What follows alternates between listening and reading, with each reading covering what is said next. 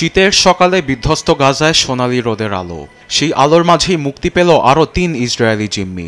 শনিবার গাজার খান ইউনিসে জিম্মিদের দেখতে জড়ো হয় বহু ফিলিস্তিনি। অনাকাঙ্ক্ষিত ঘটনা এড়াতে পুরো এলাকা ঘিরে রাখে হামাস।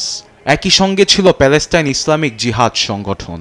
প্রাথমিক চিকিৎসার জন্য রেড ক্রসের হাতে তুলে দেওয়া হয় ইসরায়েলি জিম্মিদের। ষষ্ঠ ধাপের জিম্মি মুক্তির প্রক্রিয়ায় হামাস যোগাযোগের দক্ষতা প্রদর্শন করেছে বলে জানায় গণমাধ্যম আল জাজিরা। একই সঙ্গে হামাসের বর্তমান উপস্থিতি প্রমাণ করে প্রায় ১৬ মাস ধরে চলা যুদ্ধে বেঁচে থাকার সংগ্রাম সফল হয়েছে। এক্ষেত্রে নেতানিয়াহু হামাস নির্মূলের চেষ্টা সর্বোচ্চ সামরিক শক্তি প্রয়োগের পরও ব্যর্থ হয়েছে, এমনটি বলেছে দোহা ইনস্টিটিউট অব গ্র্যাজুয়েট স্টাডিজের গবেষক মুহানান্দ সেলুম। গাজায় হাজার হাজার সাধারণ ফিলিস্তিনের প্রাণ নিয়েও খুব একটা লাভ হয়নি নেতানিয়াহুর। শনিবার সব জিম্মিকে মুক্তি দেওয়ার জন্য নেতানিয়াহুকে পাশে রেখেই হামাসকে হুমকি দিয়েছিলেন মার্কিন president Donald Trump.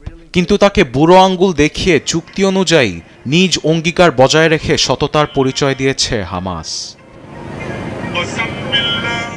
Hamas Israeli জিম্মিদের মুক্তি দিয়ে প্রতিশ্রুতি রক্ষা করলেও এখন ফিলিস্তিনি বন্দীদের ঘরে ফেরার অপেক্ষা। গণমাধ্যম আল জাজিরা বলছে ৩৬৯ জিম্মিকে দ্রুতই মুক্তি দিবে ইসরায়েলি বাহিনী। এদিকে জিম্মি মুক্তি দৃশ্যে উল্লাসে মেতে ওঠে তেল আবিব। স্বস্তির নিঃশ্বাস ফেলছে সাধারণ জনগণ। তাদের মুক্তির আশায় রাজপথে থেকেছে দিনের পর দিন। প্রিয়জনের মুক্তি দৃশ্য দেখে কান্নায় ভেঙে পড়ে পরিবারের স্বজনরা। আরবেদ আফসার, নিউজ ডেস্ক, দেশ টিভি।